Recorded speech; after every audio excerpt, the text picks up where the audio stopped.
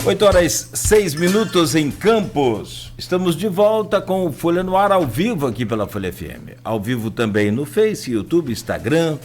Você pode interagir, participar aí com a gente, assim como o Marcos Vinícius, a Cátia Macabu, o Edmundo Siqueira, João da Costa Cunha, tantos outros, a dona Sebastiana. Pode faltar, mas não falta muita gente. De forma nenhuma.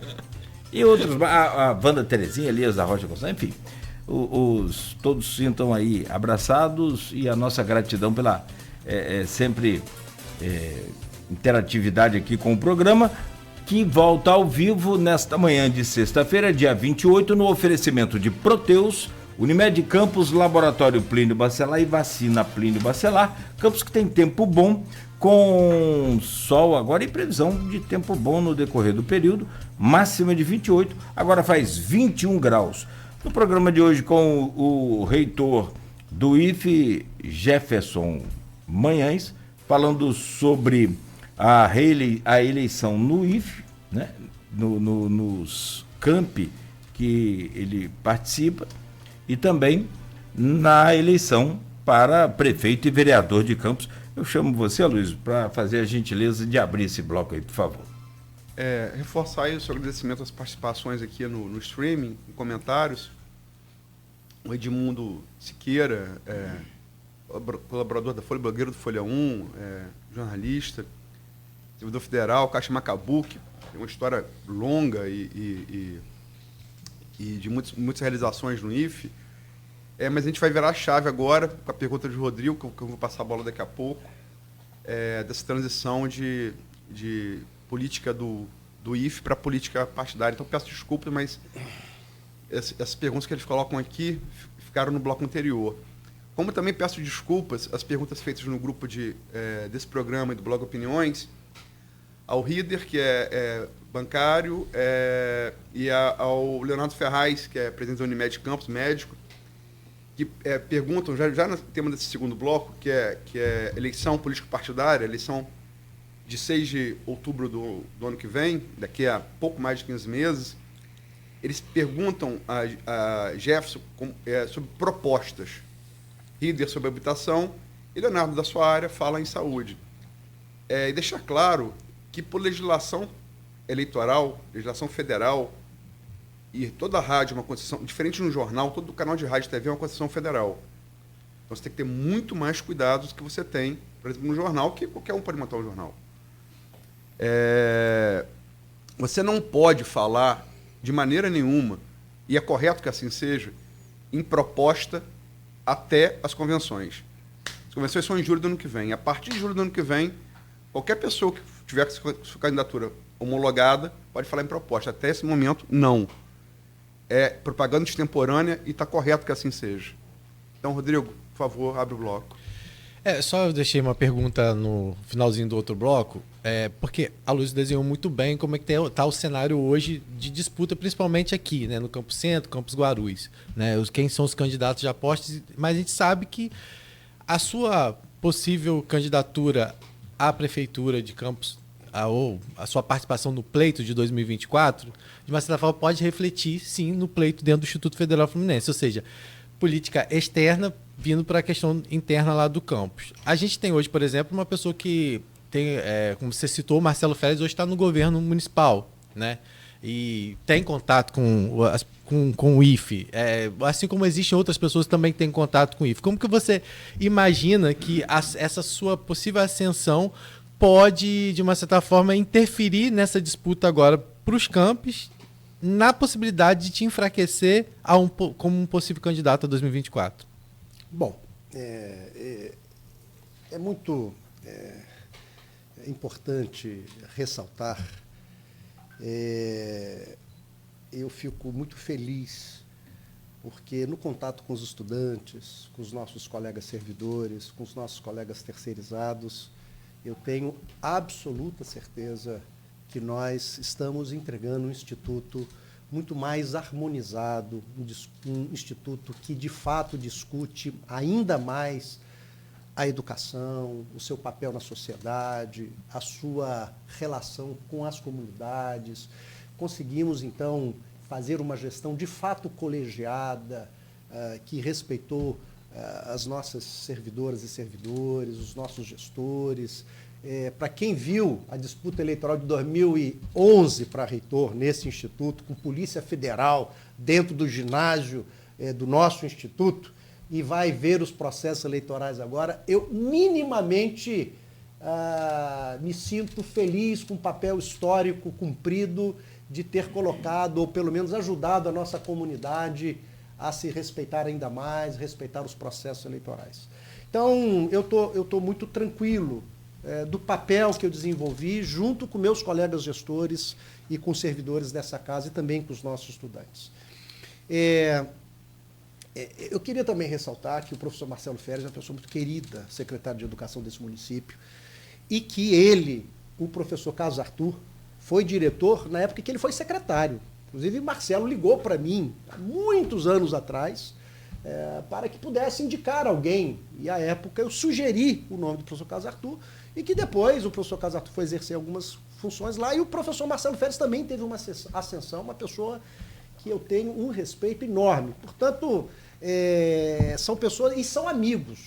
Os dois são amigos. Então, assim, a gente tem que respeitar a nossa comunidade. A nossa comunidade é uma comunidade, por exemplo, que tem compromissos e que pode perceber que seja um outro caminho para o nosso instituto e que isso possa... eu tenho absoluta certeza que o meu papel eu cumpri. Né? E num processo de reeleição, é isso. As pessoas podem escolher uma outra rota. Isso pode interferir se houver um entendimento futuramente, né, da questão da candidatura, né, a prefeito, né, de Campos, ou um outro papel que eu venha a desempenhar. As narrativas são possíveis, né, mas eu tenho absoluta certeza do carinho que eu tenho hoje no Instituto, do respeito, porque é isso, respeito é alguma coisa compartilhada e dialogal. Né? Eu termino a gestão olhando no olho de cada estudante, de cada servidor, porque se eu não pude ajudar, eu não atrapalhei. Eu respeitei profundamente. Deve ter uns 4 ou 5 que talvez possam não ter essa mesma percepção, mas eu também tenho orgulho de que eles não olhem nos meus olhos. Porque nós nunca transigimos na questão do cuidado com a coisa pública, do zelo com a educação, com o futuro dos nossos estudantes. Então eu tenho absoluta certeza que eu tenho uma sintonia muito grande com os nossos colegas da nossa instituição, e seja ele quem for o próximo reitor, o próximo diretor, a próxima reitora, a próxima diretora, eu tenho absoluta certeza que o respeito será continuado, aprimorado. Então, é possível. Agora, eu não tenho dúvida de que, se por acaso vier a acontecer da candidatura, né, algo que tem que ser muito construído nos partidos, né, eu tenho absoluta certeza que eu vou ter o apoio de muitas pessoas queridas, porque sabem da seriedade, da integridade, do compromisso com a democracia, com respeito ao outro. Né? Eu recebi agora, né, foi postado a questão da imagem aqui da entrevista de hoje, né? E tem lá no comentário do meu Instagram, né, não só competente tecnicamente, mas é um humanista. Porque é isso, eu acho que o educador é o acolhedor, tem que ser firme sem perder a ternura, ser intransigente naquilo, porque eu sou um servidor público, nós temos a coisa pública, tem que usar muito bem o recurso público. Eu tenho muito orgulho de terminar a gestão e não ter um elemento que possa desabonar a conduta desta instituição. Eu sou muito feliz, eu aprendi a ser gestor nesta instituição. Eu aprendi a ser professor nesta instituição. Eu sou engenheiro de formação, mas eu aprendi a ser professor com os meus colegas. Eu aprendi a ser servidor público com meus colegas. Eu aprendi a ser gestor público com os meus colegas. Então eu tenho muito orgulho da história que eu construí junto com tantas outras. Eu sou a resultante desse conjunto de encontros, de conjunto de colegas que me ajudaram a perceber o mundo por outros aspectos. Citou aqui a professora Kátia Macabu, por exemplo, né, quanto eu aprendi com ela a percepção da cultura. A construção do curso nossa licenciatura em teatro, muito se deve a esta nossa colega, servidora pública, hoje aposentada, né, de sonhos do grupo Nós do Teatro, de tantas ações de alunos e servidores daquela casa. Né? Quando eu assumi a direção do Campo Centro, eu só tinha uma professora da área de cultura concursada. Uma. Todos os outros eram colegas de outras áreas que trabalhavam na cultura. A professora Cátia é um exemplo. Ela é professora de português e ela foi uma grande coautora na questão do teatro. Né? E hoje nós temos um curso superior de teatro, onde nós temos concurso para professores. Quando o Lula esteve aqui visitando a nossa escola, ele falou o seguinte: professor, eu não sabia que eu ia aprender nessa visita. Eu tinha certeza que aqui vocês preparavam profissionais de mecânica, de eletrotécnica, mas nunca podia imaginar que vocês preparavam profissionais para a cultura. A cultura deixou de ser somente transversal, que é muito importante na formação do nosso estudante, do ensino integrado, mas passou a ser uma área fim, assim como a educação física, a formação de professor de letras, então professor de música aqui no nosso campus Guarulhos. Então, assim, eu acho que nós entregamos uma instituição mais fortalecida, mais harmonizada, mas com certeza precisa ser aprimorada. Quem sabe, então, aquele candidato que conseguir apresentar uma proposta que melhor mostrar um novo ciclo de gestão, aprimorando, eu tenho certeza absoluta, que todas as proposições serão proposições de aprimoramento, não mudança de rota. Aprimoramento que nós estamos fazendo. Eu não tenho, e depois a gente conversa, para ver se é verdade ou não, porque eu não tenho dúvida alguma do bom trabalho que esse coletivo de servidores públicos fizeram em tempos. Eu estava no Canadá, no Congresso agora no início do ano, e perguntaram para mim como é que foi esse tempo. Né? Eu falei assim, olha, eu posso resumir o tempo que nós passamos nesses últimos 6 anos com a palavra resiliência. Nós resistimos a uma tentativa de diminuição do poder educacional, de produção de conhecimento, de extensão, de cultura, de esporte das nossas instituições. Então eu entrego. Se alguém interpretar dessa maneira, faz parte, o eleitor, né, se assim vier a se concretizar esse fato, tem toda a liberdade, e é assim que é bom, né, ter a liberdade de escolher o futuro comum. Jefinho, deixa eu virar a chave de vez. Estamos falando, logicamente, que até, como eu falei no início do programa, até as convenções de julho, estamos falando de intenções aqui. Nem há pré-candidatura ainda, né? Estamos falando de intenções. Intenção de possível candidatura. Mas, eu já escrevi sobre isso. Por motivo pessoal, fiquei um pouco afastado. Eu voltei. E você volta a falar com fontes e tal. Conversando com fontes do PT nas 3 esferas e pessoas da política, quer dizer, você tem 2 candidaturas que me parecem, esse é o meu juízo, tá? É um juízo fundamentado, né? Eu acho que, né? Conversando com pessoas, que parece sem volta a prefeito do ano que vem. Uma é de Vladimir, porque é óbvio, candidato natural, governo bem avaliado, vamos falar sobre pesquisa depois. E a outra é a sua. Até pelo fato de que a prefeita, ato falho, ex-prefeita Carla Machado, atual deputada estadual, ela, por ter sido candidata à reeleição em município limítrofe, me parece pacificado no Supremo que não pode ser, pela 3ª vez, em município limítrofe. Né? E eu soube, as demais candidaturas dependem de conjuntura. Tiago Rangel está vendo agora, como o Rodrigo noticiou, a possibilidade de ir para a União com o Rodrigo Bacelar lá. Caio depende da conjuntura, cuidado do Paes PSD. Sérgio Mendes, né, depende, ex-prefeito, né, está pontuando que vão falar de pesquisa depois, né, e também do cidadania. Quer dizer, mas a sua e a de Vladimir e a sua me parece ser sem volta. Escrevi e reafirmo isso aqui, com base em apuração. Mas eu soube que nessa sua construção, que você tanto fala que é uma construção, e de fato é até julho do ano que vem, você e Carla finalmente conversaram. E que a conversa foi boa. Como é que foi essa conversa? Bom, Luizinho, Primeiro eu quero dizer que hoje a nossa deputada estadual, Carla Machado, é aquela que tem mandato, representando a nossa região, e que é uma líder nata, uma pessoa de uma experiência invejável, e que, pessoalmente, eu não podia ser diferente de qualquer diálogo com uma pessoa da envergadura dela e da experiência que nós tivemos em comum. Nós temos um campus em São João da Barra, e esse campus, ele tem a digital da então prefeita Carla Machado e sua equipe. Porque se não fosse ela, o Marcelo Feres, numa ligação de telefone comigo, nós estávamos falando sobre a expansão, e eu me lembro que a reitora, à época, a professora Cibele, tinha citado São João da Barra. Quando, numa conversa com o Marcelo Feres, ele era o responsável, ele não era o secretário, ele era um diretor, e ele citou, olha, Jefferson, ele, conversando com ele, eu falei, Marcelo, São João da Barra. Ele falou, não, São João da Barra não está na lista, não. Eu falei, não está na lista? Como assim?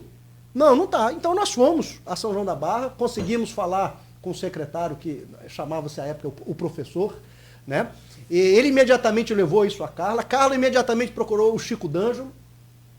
E o campus hoje de São João da Barra deve-se a um trabalho importante, político, da deputada, hoje deputada estadual, Carla Machado. Então, o prefeito. Então, e a nossa relação sempre foi muito cordial. E eu tenho, já falei várias vezes, eu tenho uma gratidão pessoal, porque no tempo em que eu me tornei oposição lá no IFE, né, um tempo conjuntural difícil, né, ela nunca deixou de ter uma deferência, uma relação muito respeitosa comigo, e toda vez que eu a encontro eu falo isso. Eu não poderia esperar uma outra coisa de entendermos não só o Partido dos Trabalhadores, mas a Federação do Partido dos Trabalhadores, que é o PCdoB e o PV, e que eu não tenho dúvida que nós vamos ter uma candidatura, eu não tenho dúvida disso, eu não tenho dúvida que eu vou estar envolvido nesse processo de construção, porque eu não posso, como cidadão dessa cidade, depois de tanto tempo,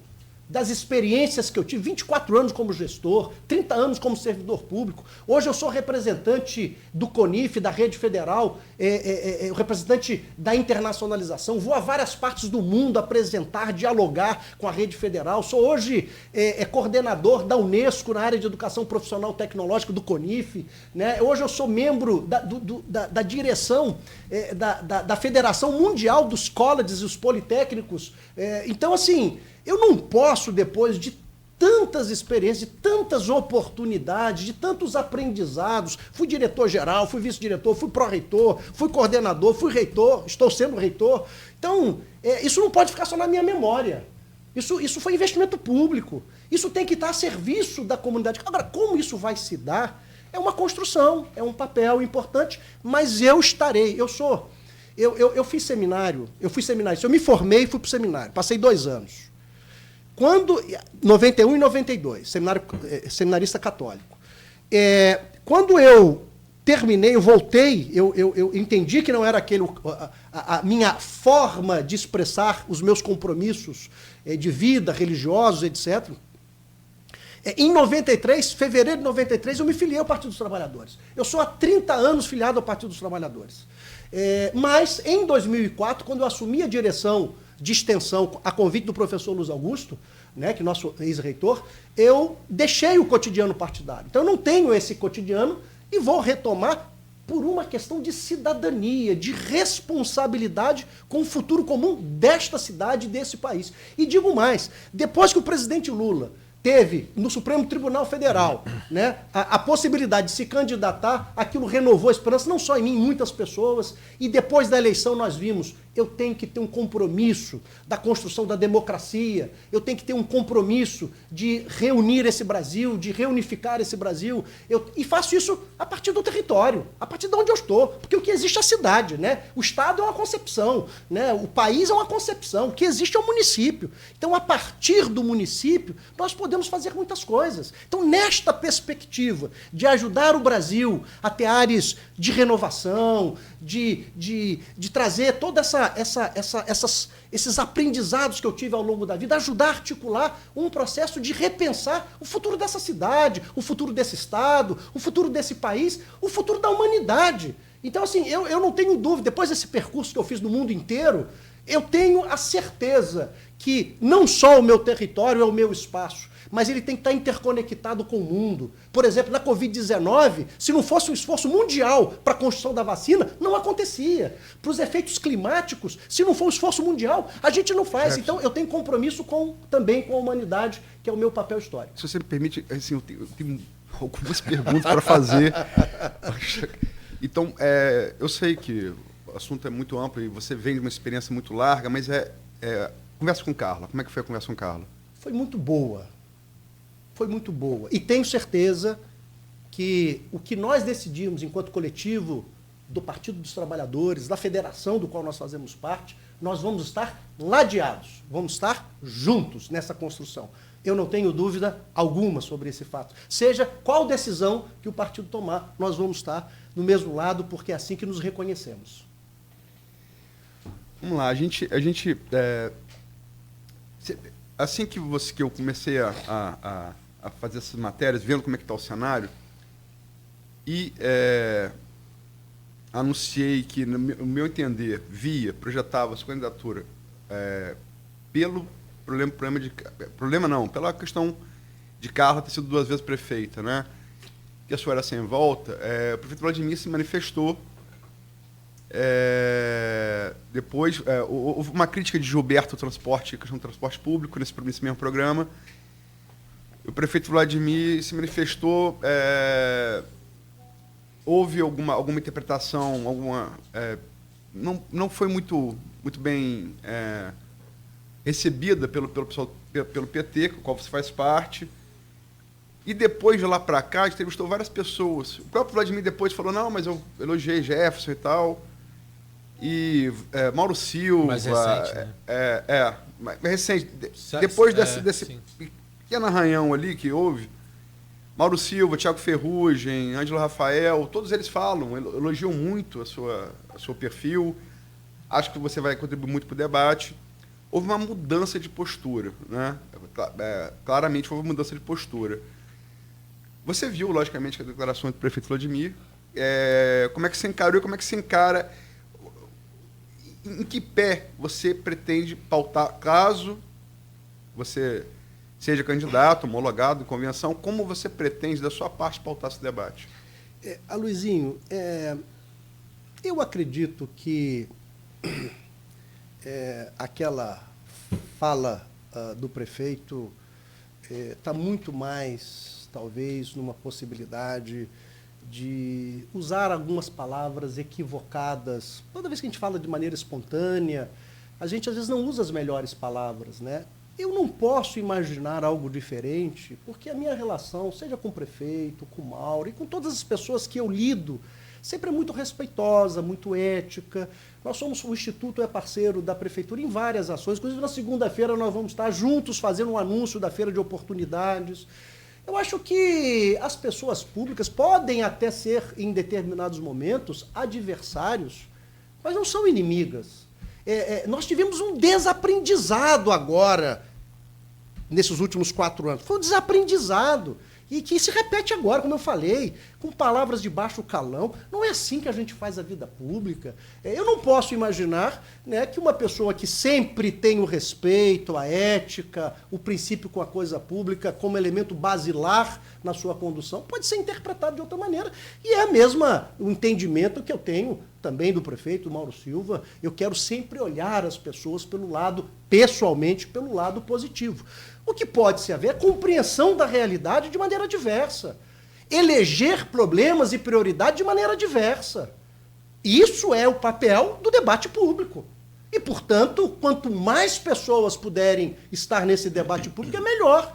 Porque eu sou gestor há 24 anos e sei que eu não tomei as melhores decisões necessariamente em todas elas. Eu também me equivoquei. Quando fui alertado, tentei acertar. Se eu não fui alertado, talvez eu tenha cometido erro e permanecido esse erro. Mas quando você tem uma oposição séria, que sai do campo pessoal, porque é muita pequenez nesse espaço, né, que foi esse desaprendizado que nós tivemos. Então, acho que eu tenho o processo democrático como pilar da minha vida, a questão dos direitos humanos como pilar das minhas reflexões e, portanto, eu não posso, como um educador que me compreendo, o líder é um educador.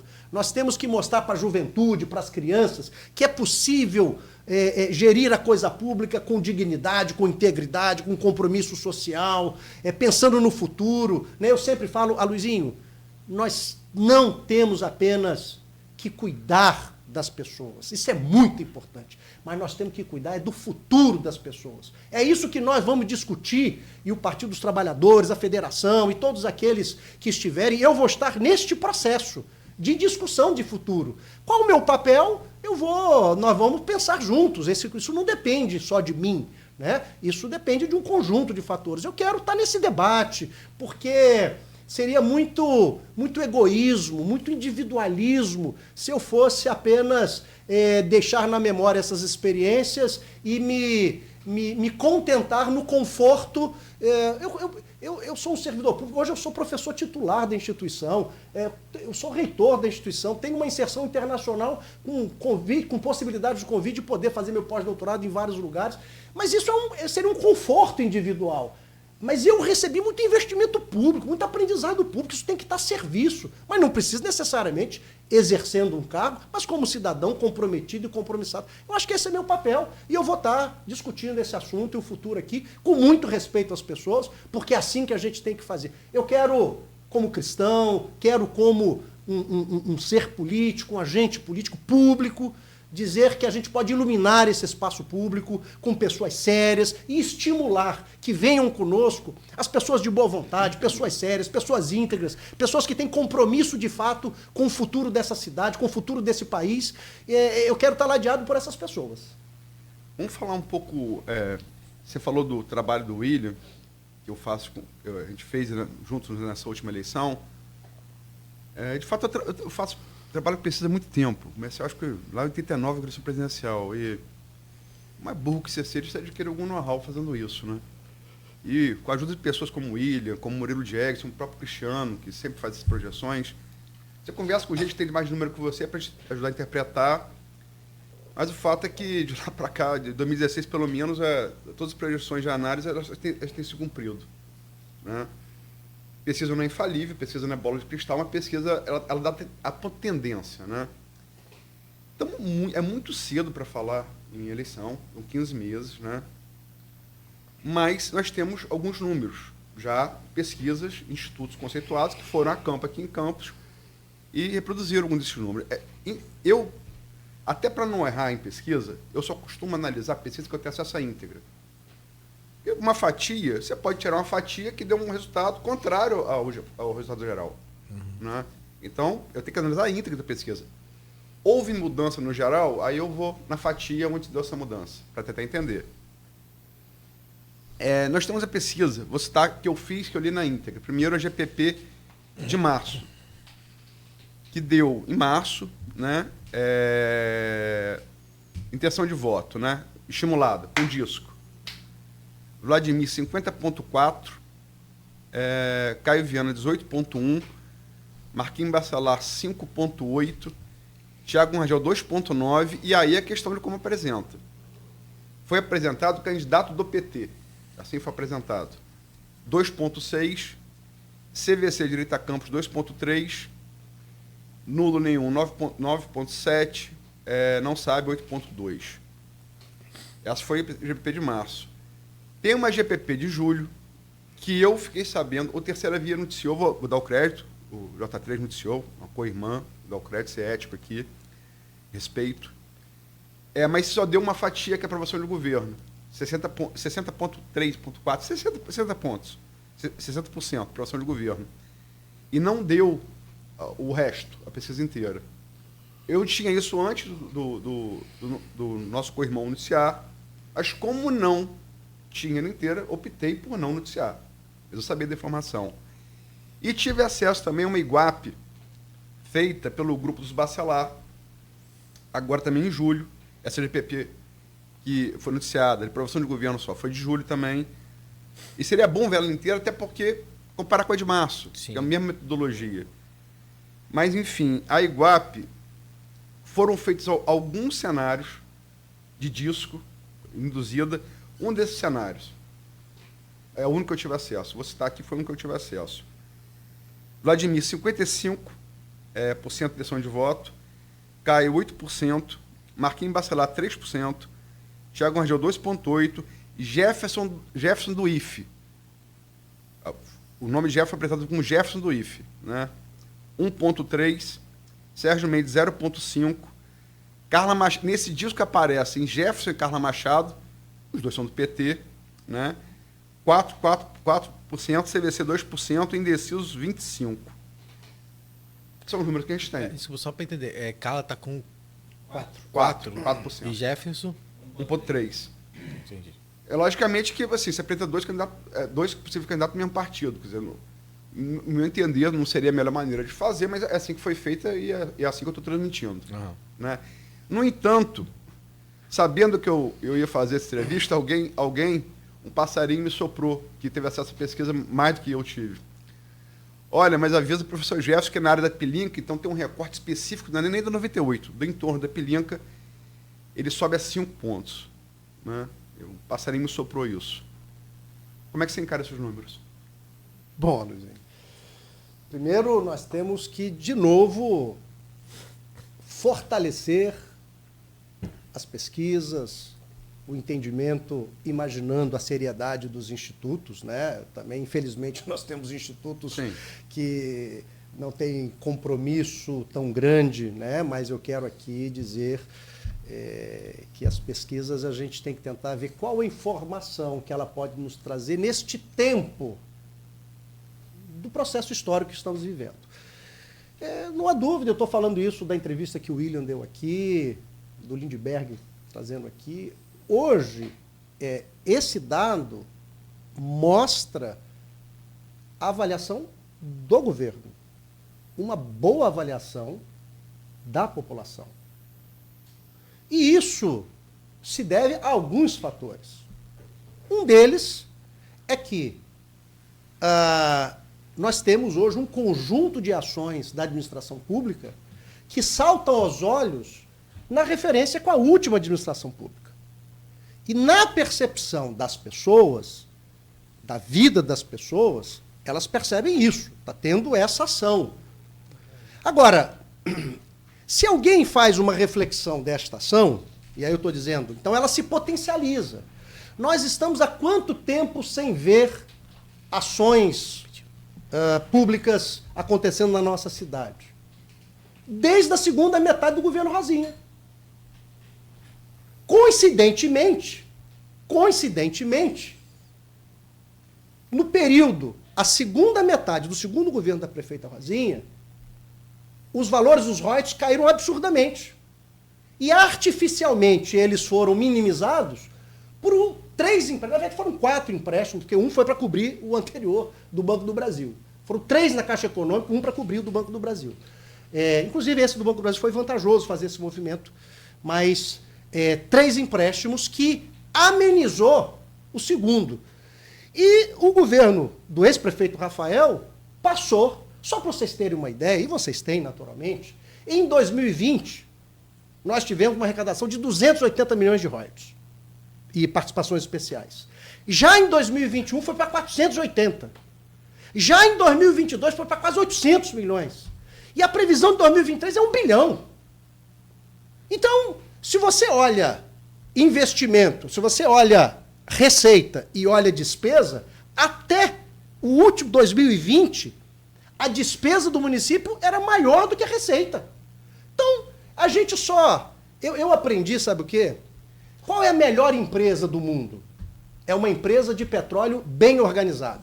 Qual é a segunda melhor? É uma empresa de petróleo mais ou menos organizada. Qual é a terceira melhor empresa? Uma empresa de petróleo desorganizada. Porque quando você tem muito dinheiro, você não vê a qualidade da gestão. Ou pode não ver. Pode não ver. Mas é no momento da carência que a gente vai ver. Porque quando você tem muito dinheiro, você prioriza. Qual a prioridade do governo? É tudo.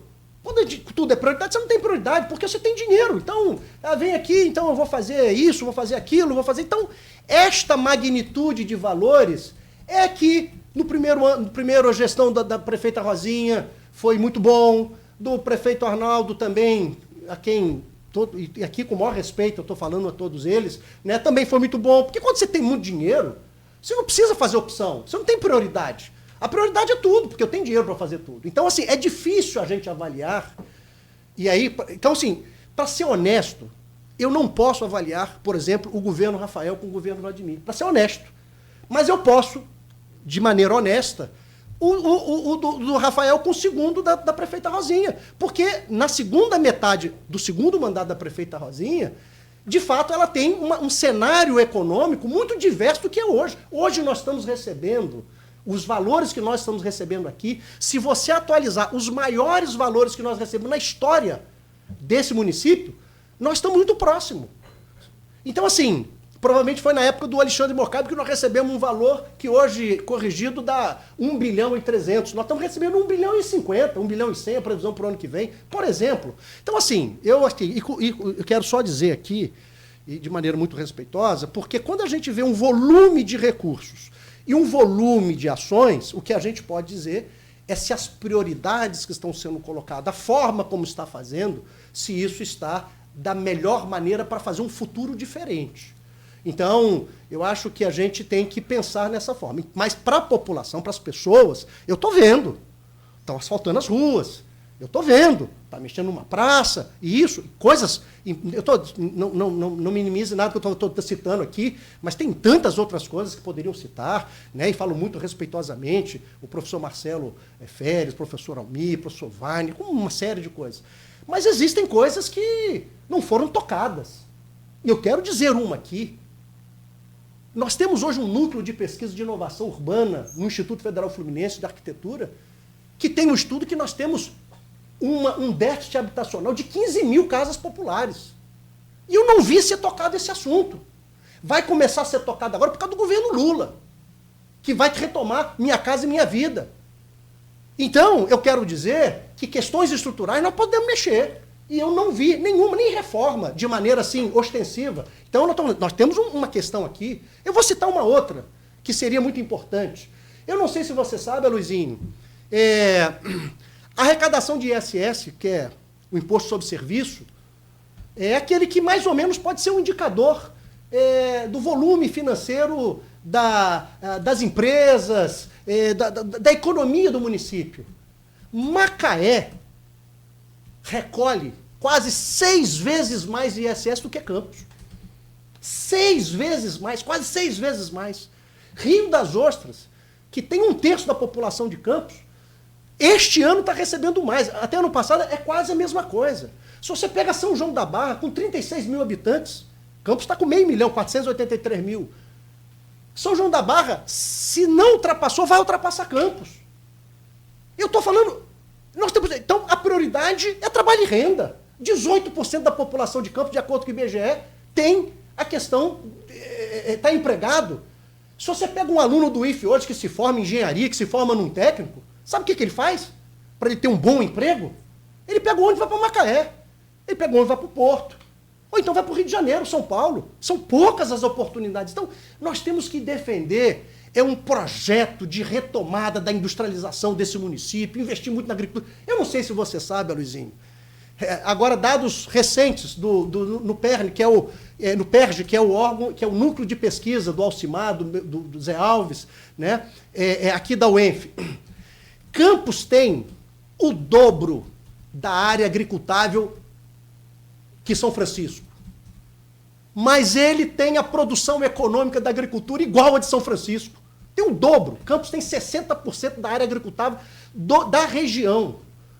É o dobro de São Francisco, mas do ponto de vista da agricultura, as receitas... Então, nós temos que aprender isso. E eu tenho certeza absoluta, eu não estou aqui desmerecendo de forma alguma o nosso secretário de Agricultura, longe de mim, né? Mas eu quero dizer que nós temos que reativar a economia desse município e tenho certeza absoluta que esse é o compromisso do presidente Lula, do vice-presidente Alckmin, na reindustrialização do país, uma grande oportunidade no mundo, porque o país na pandemia viu como essa divisão geopolítica da produção, quer dizer, eu penso nos Estados Unidos e produzo na China, né? E como isso quebrou. Né? Então hoje nós estamos diante de uma oportunidade. Então eu quero entrar e ajudar, eu acho que o Partido dos Trabalhadores, e nós vamos trabalhar em cima desse processo de reconstrução da economia do município, com questões criativas, estimulando as pessoas a comprarem campo. Vou citar Maricá aqui. Maricá construiu uma moeda social, que todos os benefícios sociais não vêm em dinheiro, vêm em moedas sociais, que só pode ser usada no município. E aí, na competição com a Shen da China, o cara não pode comprar, ele vai comprar na loja do município. Isso é forma da gente estimular a economia, e Maricá é administrado pelo Partido dos Trabalhadores, e nós vamos trazer projetos, independente se eu vou ser o candidato, independente se nós vamos pensar de maneira diversa, se vai construir uma coligação mais ampla com outros atores. O importante é que nós vamos ter compromisso aqui. Eu termino meu mandato no ano passado e vou me envolver completamente no debate do futuro comum dessa cidade, porque tem muitas coisas que nós precisamos priorizar, e eu tenho certeza absoluta que isso é o bom debate. Esse é o bom debate. É de mostrar coisas que talvez não sejam percebidas. Por exemplo, né, a saúde preventiva. Olha que coisa importante. Mas eu precisei do governo Lula para mandar 70 médicos para aqui. E esse não foi o apoio que nacionalmente foi dado pela administração pública local. Né? Então agora, eu quero dizer, nós vamos conseguir mais médicos para quê? Para ter dignidade, para ter humanização. Olha, o Mais Médico foi um negócio muito forte, a questão dos médicos cubanos, e eu não quero entrar nessa polêmica, mas eu vi o testemunho de uma pessoa que ela disse da humanização que ela teve com um médico cubano, e acho que foi lá em São João da Barra, para não ser, ela falou, foi a primeira vez que eu fui tocada. Então, assim, é forte isso, eu quero dizer assim, e com todo respeito aos meus colegas médicos, muitos amigos, são pessoas muito sérias, né? Mas infelizmente, em todas as áreas, nós temos experiências profissionais que às vezes não nos dignificam, que não é a maioria dos profissionais de saúde, pelo contrário, são pessoas que, inclusive na pandemia, se não fossem eles, coragem de se colocar no momento que não tinha vacina, no momento que não tinha conhecimento sobre aquele negócio que estava acontecendo, e enfermeiros, médicos, agentes de saúde foram para frente, morreram. E por isso eu quero, assim, com muito respeito, falar. Mas a saúde preventiva é o governo Lula que está trazendo de volta. E eu tenho certeza absoluta que essa humanização é possível fazer, e nós vamos ter um projeto do governo federal, um projeto de todos aqueles que quiserem fazer esse futuro comum de maneira inovativa, de maneira para reinventar o nosso futuro. Porque não está bom. Não está bom. Comparado à economia de Campos, eu vou, cada feira de oportunidades, eu vou a Macaé para visitar as empresas, para trazer as empresas para aqui, para os nossos alunos verem essas empresas. Eu fico impressionado. Eu fico muito impressionado com a quantidade, com a magnitude, e empresas hoje que estão contratando. Então, já fazendo um convite aqui também para a Folha da Manhã, nós vamos estar lançando na segunda-feira a feira de oportunidades. Para Campos dos Goitacazes tem que virar a terra das oportunidades. Nós temos que cuidar das pessoas, mas principalmente cuidar do futuro das pessoas. E eu não tenho dúvida alguma que o Partido dos Trabalhadores, que a Federação do PCdoB, PV e todos aqueles que se entenderem, nós vamos construir uma candidatura forte para um projeto que possa dignificar as pessoas. As pessoas não querem piedade. As pessoas querem dignidade. E dignidade se dá pelo trabalho. E o Partido dos Trabalhadores preserva isso. Uma economia adequada para ter mais oportunidade de emprego para as pessoas, renda, e é isso que a gente quer.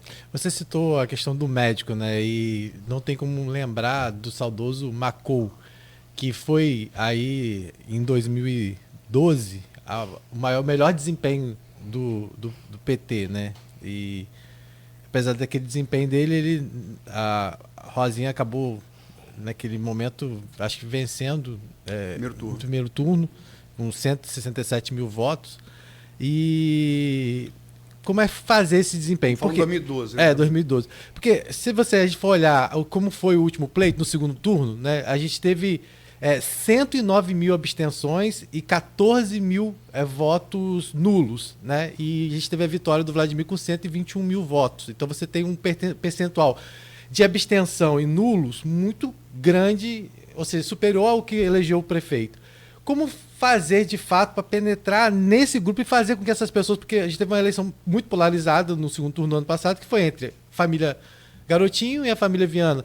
Como você consegue visualizar essa possibilidade de realmente fazer com que essas pessoas voltem às urnas? Eu posso comentar a pergunta? Claro, Me permite, perfeito. Esse dado que um passarinho do grupo do Bacelar me soprou, olha, está com 1,3, mas na zona da Pilinca, a fatia específica, não é nem 98, a zona da Pilinca ele sobe para 5. Repete isso de Macau. Você vê que há uma linha, 2012 para cá, pelo menos que é uma tendência. Uhum. O PT em Campos é mais forte na Pedra do que na periferia, onde os garotinhos são mais fortes. E me parece, segundo as pesquisas apontam, que é uma dificuldade histórica dos garotinhos, desde 88, sempre se repetiu, que Vladimir começa a virar isso. Né? Talvez por conta também do seu vice, enfim. Sim, perfeito. Mas quer dizer, o desafio do PT, me parece, todo mundo parou na pergunta de Rodrigo, é furar esse nicho da pedra, ela expandir para as periferias. Como que uma eventual candidatura do PT pretende fazer isso? Luizinho, esses dados são muito importantes de 2020. A gente vê Caio com 110 mil votos. E quero citar aqui que é um agente político que precisa ser muito respeitado, porque quem teve 110 mil votos não é qualquer pessoa. Então, isso é muito importante. Segundo, isso já é um flerte, porque a gente sabe que na capital existe a possibilidade de paz com o PT. Isso já é um flerte para uma possível chapa aqui também? Eu não tenho dúvida alguma de que aquelas pessoas que comungam dos mesmos valores têm uma forte chance de caminharem juntas. Mas eu quero aqui só fazer uma deferência, porque também entendo o Thiago Rangel como um agente político importante nesse processo. O Rodrigo Bacelar e o Marquinho Bacelar são agentes políticos importantes, inclusive com um conjunto de vereadores muito expressivo. Nós temos um conjunto... naturalizar a possibilidade de não haver segundo turno nesse município, muito sinceramente, eu acho que é a gente talvez não compreender as potências dos agentes políticos e das forças políticas que esse município de 500 mil de habitantes tem. Então, eu não posso imaginar um debate menor, um debate minguado. E faço aqui, eu gostaria de ter a candidatura a partir da nossa federação, do conjunto, não necessariamente a minha, ou a que eu estiver envolvido, que eu vou estar envolvido, para quem tem esse debate. Agora eu quero trazer alguns dados. Então, tem mais pessoas que não votaram no Vladimir Garotinho naquele momento. Na eleição do presidente Lula com o Bolsonaro, nós tivemos 100 mil votos para o presidente Lula, 100 mil votos. Quero dizer que na GPP, mais da metade das pessoas no espontâneo não se manifestaram. A GPP de março. De março. Quero dizer que as pessoas hoje ainda estão vindo de um processo eleitoral de presidente, com essa cabeça de presidente, e ainda talvez não sintonizaram ainda no futuro. Mas eu quero também dizer que o modelo político que hoje está posto, do prefeito Vladimir Garotinho, e da estrutura, de toda essa estrutura do garotismo aqui em Campos, eles têm uma máquina muito poderosa da política, e eu não estou falando isso com pejorativo, não, forte. E tem um dado aqui, que eu estou dizendo, ano que vem, vai ser uma disputa, não vai ser uma coisa hercúlea. E vou dar um dado. Eu fiz um levantamento do orçamento, pagamento de pessoas físicas, provavelmente RPA. 2021, previsto 16 milhões. Final do ano foi 28. Previsão para 2022, começou com 31, terminou com mais de 60. Previsão para 2023. Começou com 60. Já está em 38. 38 vezes 2 vai dar 76. E eu quero dizer assim, com todo respeito, aquelas pessoas que hoje trabalham, se engajam, mas o serviço público, ele não pode ser tratado por escolha de A ou B quem vai trabalhar no serviço público. Primeiro porque não tem proteção nenhuma do trabalhador. Esse cara trabalha, essa pessoa, homem, mulher, menino ou menina, assim que eu falo, um adulto, ele trabalha às vezes 20 anos, sai de lá com a mão na frente ou atrás, tem um acidente de trabalho, ele não tem os direitos que um trabalhador tem. Eu estou falando, vai uma empresa, a Folha da Manhã, contratar alguém por 6 meses como RPA. Leva uma multa do Ministério do Trabalho, porque o RPA é uma exceção, ela não as regras da CLT não se aplicam, as proteções mínimas do trabalhador, 13º, férias e tantas outras coisas. Então, estou falando, quem se submete a isso, muitas vezes, num município que tem 170 mil pessoas em condição de extrema pobreza, são 35% dessa população, e 45% da nossa população em vulnerabilidade social, é lógico que ela aceita, é uma oportunidade que ela tem. Mas quem garante que não é usado este instrumento, culturalmente aqui há mais de 20 anos, para também trazer para o serviço público, com dinheiro público pago pelas pessoas que são alinhadas politicamente e vão fazer a campanha. Quantos RPAs eu já ouvi falar, o cara assim, olha, eu sou obrigado a ir ao comício de fulano, de Beltrano. São todos? Não são todos, lógico que não. E a gente tem que ter o maior respeito às pessoas, mas nós temos que regularizar essas questões. Então, eu dou um exemplo. Só que no ano que vem, está dobrando a cada ano o número de RPAs, isso pode ser um sinal de que nós vamos ter um batalhão de pessoas que vêm para o serviço público de maneira... Tem que fazer concurso público. A pergunta eu vi a entrevista do professor Weiner aqui, a quem eu tenho um respeito e uma admiração muito grande. Ele fazendo das tripas coração para ver os critérios, levantamento da secretaria para fazer o concurso público para 380 vagas, ou 400 vagas. Mas assim, olha, isso tem que ser criterioso, etc. Quais são os critérios da contratação do RPA neste município? Eu estou falando, é coisa pública, gente. Eu sou gestor público. Nós não podemos tratar coisa pública como se fosse contratar para minha casa, para contratar para minha família, para o meu negócio familiar.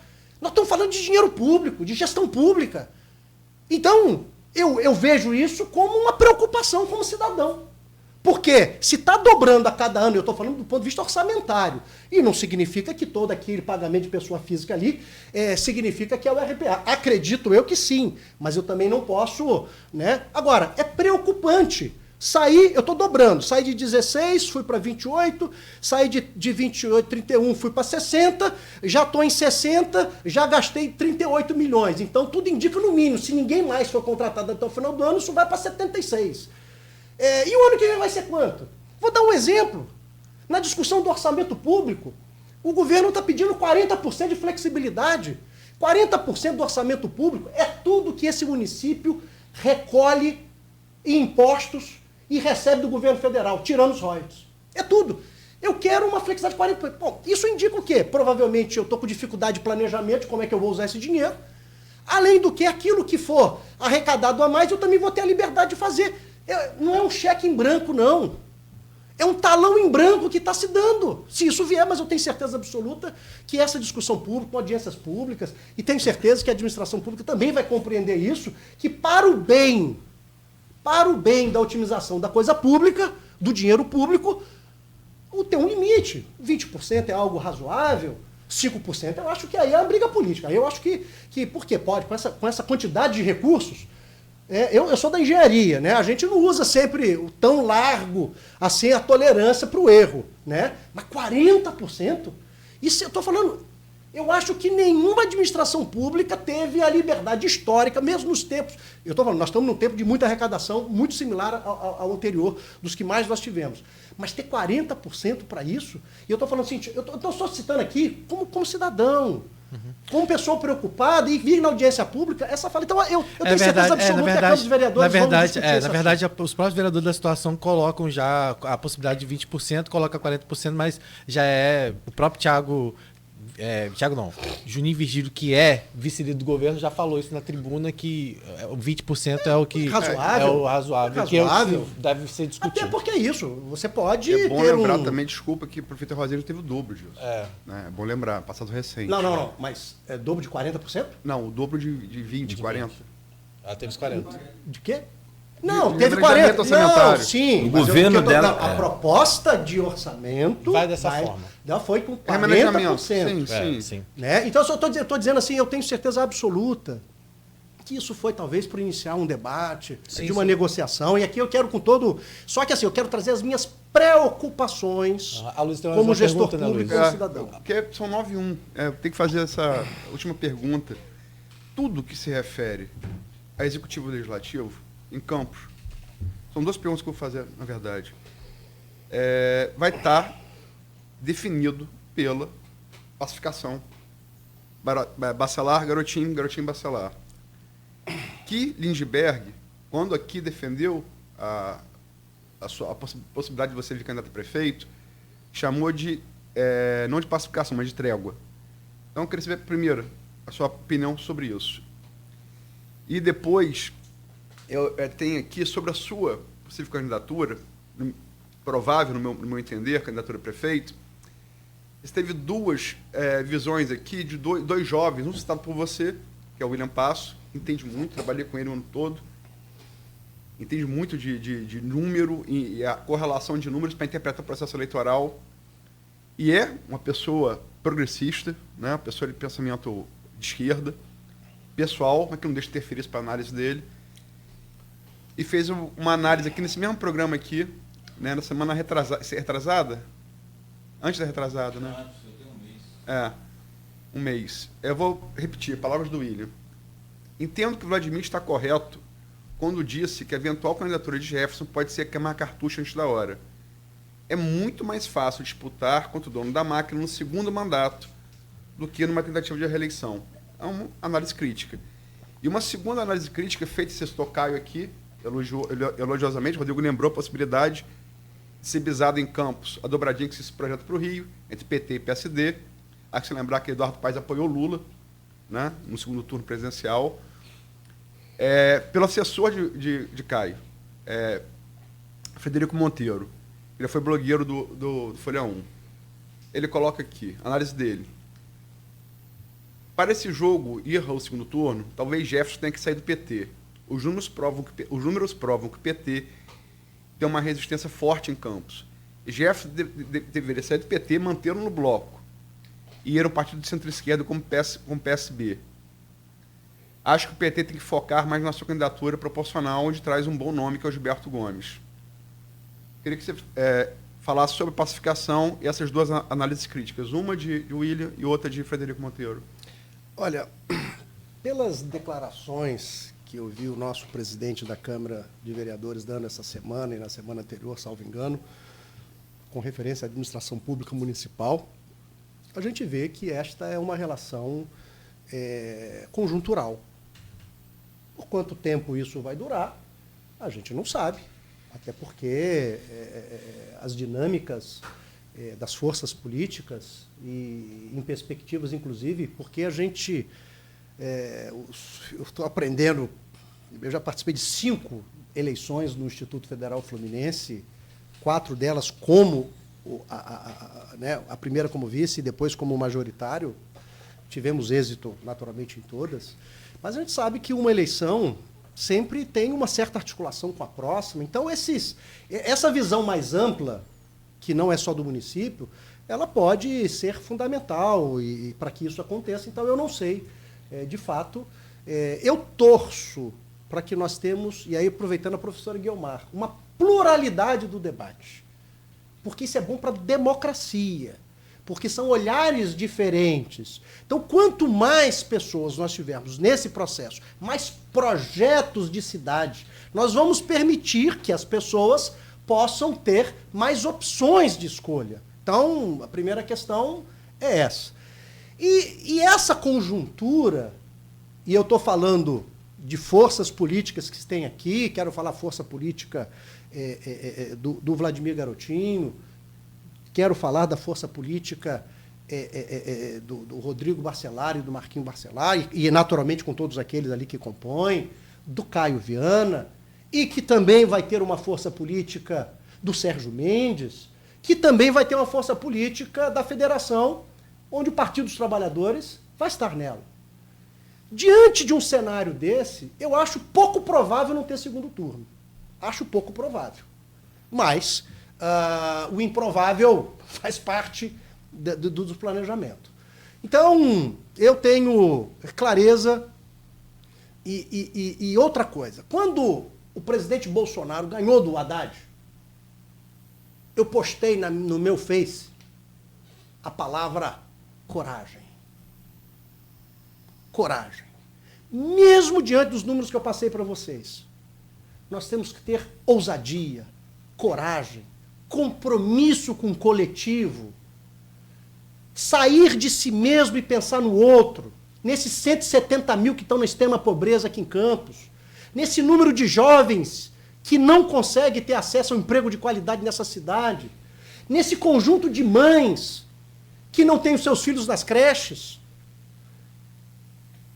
nesse conjunto de jovens mais pobres que não têm a escola integral, nesse conjunto da população que vem sendo, infelizmente, algumas pessoas perdendo a esperança. Então, eu como um educador, eu como um cidadão, depois de tudo que eu vivenciei na minha vida e tive a oportunidade de investimento público na minha vida, é dinheiro público investido na minha trajetória, não é mérito meu, naturalmente dialogado comigo e naturalmente com a minha determinação, etc. Eu também não posso colocar também não os atributos pessoais, mas sem nenhuma soberba. Reconhecendo isso tudo, este município merece um bom debate no ano que vem, porque isso é bom para todo mundo. Então eu vou estar nesse debate. Agora, só não sei em que posição. Mas no PT? Espero... Que é a pergunta que fizeram. Desculpa. E no PT. Por que no PT? Eu falei aqui. Eu fui seminarista 2 anos. Eu me formei em engenharia de computação. Fui para o seminário 2 anos, com os salesianos, depois com os dominicanos. Quando eu volto para Campos, eu me filiei ao Partido dos Trabalhadores. Eu sou mais tempo filiado ao Partido dos Trabalhadores que servidor público federal.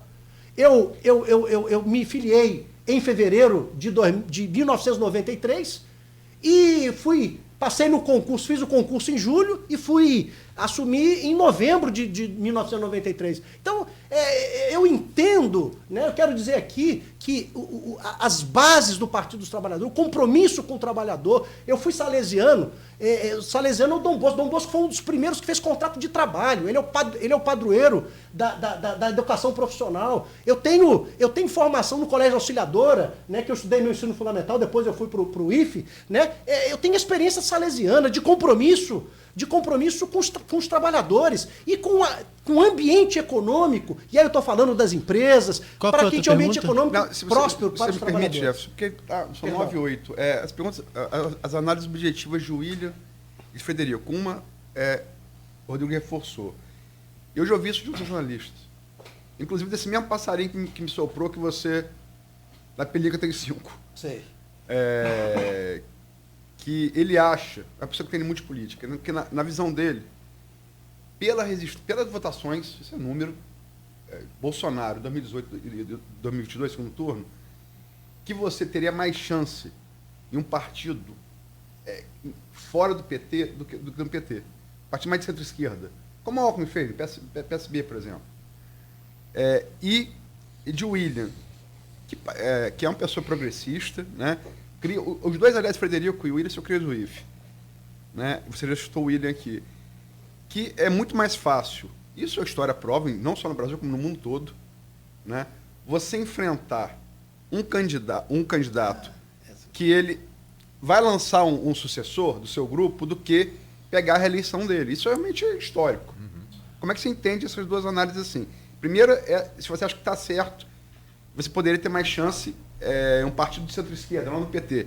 E segundo, se realmente é mais fácil, parece que é uma verdade absoluta, enfrentar um candidato quando ele cumpre o segundo mandato e vai tentar eleger o terceiro do que... Eu vou começar da última para a presidente do Brasil, o primeiro que perdeu a reeleição foi o Bolsonaro. Na história do Bolsonaro. Eu quero dizer que vai ser muito difícil, mas não é impossível. Então, Essa é a primeira questão e eu tenho certeza que muita coisa vai acontecer até o ano que vem. Por exemplo, o Haddad ele entrou no Ministério da Economia, inclusive ridicularizado por muitos. Hoje está sendo ovacionado e eu tenho certeza absoluta que no ano que vem a economia desse país vai estar melhor. E eu quero dizer que o Partido dos Trabalhadores, o partido do presidente da República, o partido que está liderando esse processo, lógico que o governo não é só dele, é uma composição de partidos, tem programas muito claros para trazer um futuro melhor para essa cidade. Então é isso que nós vamos defender. Então eu quero só colocar isso. E agora, de fato, vai ser muito difícil. Lógico, mas a impossibilidade... Não, e tem uma outra que eu acho que eu juntei as duas. Só para exemplificar, você está falando da coisa de Frederico. Tem aqui, a Zélia Silva coloca aqui. Esse tipo de comentário que exemplifica a resistência ao PT. Ela coloca aqui, Zélia Silva, petezado, só quero comunismo, mais nada. Eu não estou corroborando isso, mas assim, é um pensamento de parcela relevante do eleitorado. É esse antipetismo. Olha, o Aloysinho, se a gente fosse ler o Ato dos Apóstolos, onde eles colocavam tudo em comum e distribuíam de acordo com as suas necessidades, todos os cristãos, não a cristandade, os cristãos seriam chamados de comunistas. Dom Helder Câmara fala isso. Quando eu distribuía comida, as pessoas me diziam, me elogiavam. Quando eu comecei a apontar a causa da pobreza, me chamavam de comunista. Então, infelizmente, é reticente a questão do comunismo como um fantasma e que, assim, não tem nenhum...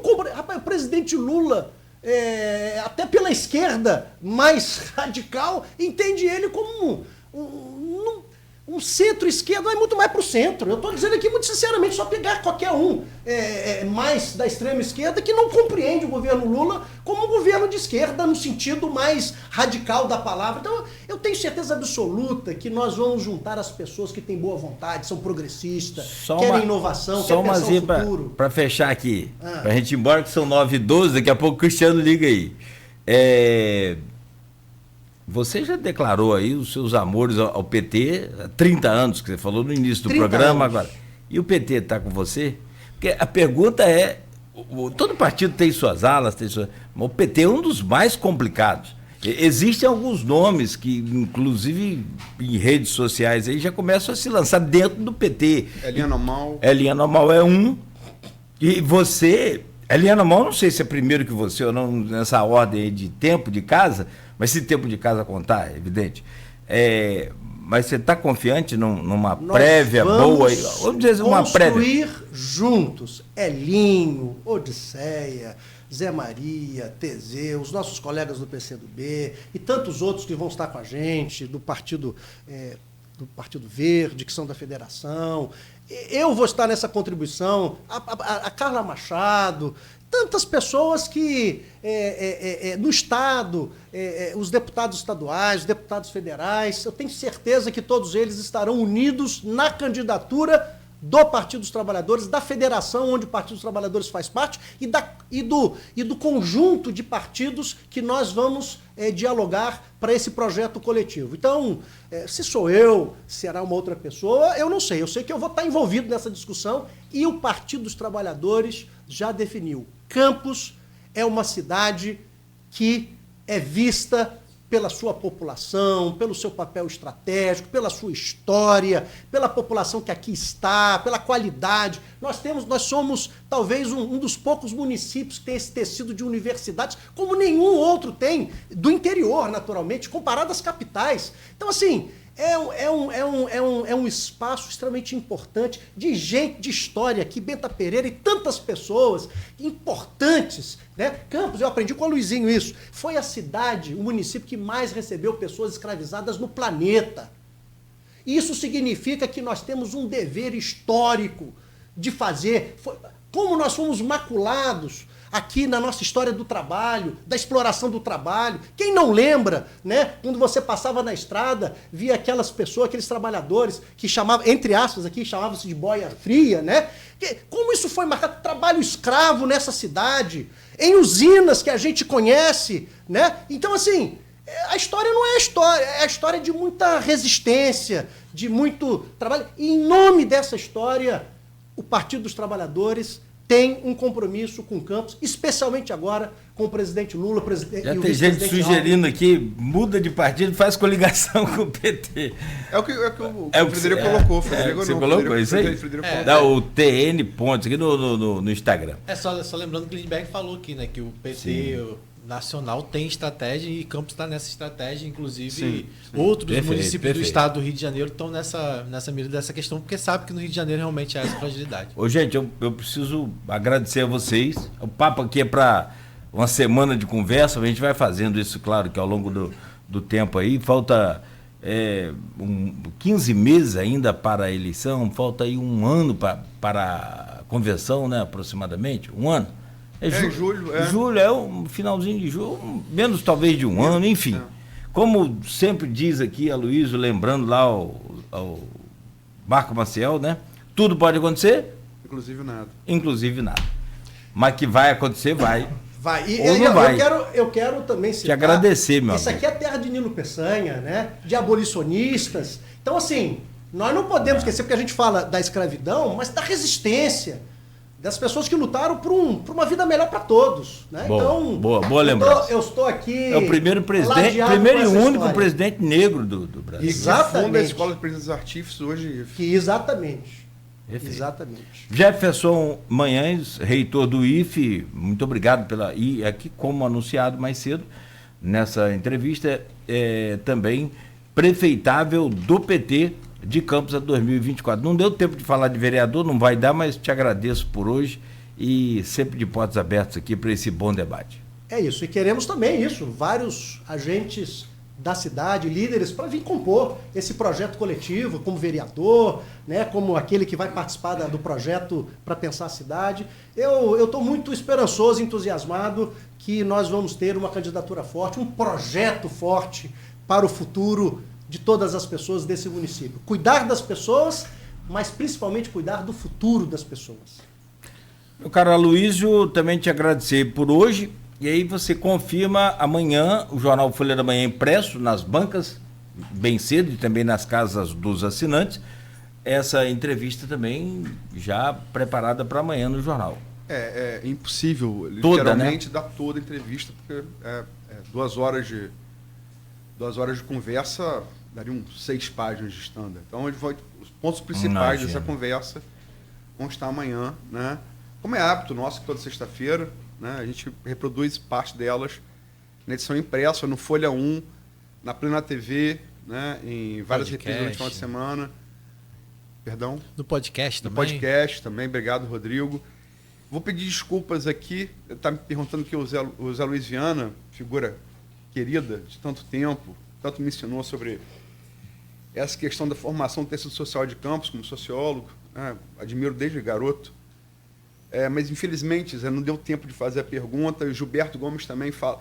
A pergunta de Zé Luiz, aí deixo a bola rolada para você, que também é do PT, eu sei que está ajudando nesse projeto aí de vocês, é sobre essa correlação do IFE com uma elaboração de um entendimento das demandas de Campos, nos seus vários setores. E o Gilberto aqui, que a gente não deu para falar da eleição de vereador, que tanto quanto a eleição a prefeito deve ser o objetivo do PT, sobre a questão que ele levantou, que eu citei aqui, transporte público e mobilidade urbana. Peço desculpas a ambos, mas não deu tempo de fazer. Mas encaminho a Jefferson, né, tá feita a lembrança. Peço desculpa aos dois. Claro. E agradecer a Jefferson. Eu que agradeço, né? É oportunidade aqui, tá? É sempre poder falar do Instituto Federal Fluminense, da educação, falar do futuro comum, isso é o que me encanta. É bom. É um bom debate. Meu caro Rodrigo Gonçalves, muito bom dia, muito obrigado por essa semana também. Semana que vem vai estar de folga, acordando meio-dia. Não, só lá com a dona Sebastiana. Eu já estou sabendo já que sexta-feira tem surpresa. A gente não vai adiantar, mas sexta-feira tem surpresa e eu vou estar aqui. A semana de Aloysio nós vamos estar aqui. Não, eu preciso falar, mas vai ter mais surpresa. Terça também. Então, agradecer a companhia de todo mundo durante a semana, agradecer o companheirismo de vocês sempre aqui na bancada, Aloysio, Cláudio, Beto ali na técnica, agradecer especialmente também ao Jefferson por essa entrevista, que como você disse, vai estar amanhã nas bancas, daqui a pouquinho a gente já começa a preparar aí os cortes para a gente colocar na edição de amanhã da Folha. Bom, muito bem. Aqui, e agradecer também aí, além de vocês, do Jefferson, agradecer também aos ouvintes, os seguidores aqui das nossas redes sociais, tanto no Instagram, no Face e também no YouTube. Luiz Carlos, ele também mandou um abraço para Jefferson, comenta lá. E o Conversando sobre Educação Ambiental é o nome dessa conta, parabenizando aí também o Jefferson. E a você, então, nossa gratidão, nosso carinho, obrigado pela audiência, pela companhia. Estaremos de volta com o Folha no Ar segunda-feira a partir das 7 da manhã. Você continue ligado aqui na Folha com muita música e informação a partir de agora. No oferecimento de Proteus, Unimed Campos, Laboratório Plínio Bacelar e Vacina Plínio Bacelar. Chegou o momento mais esperado do ano, o Mega Feirão de Aniversário.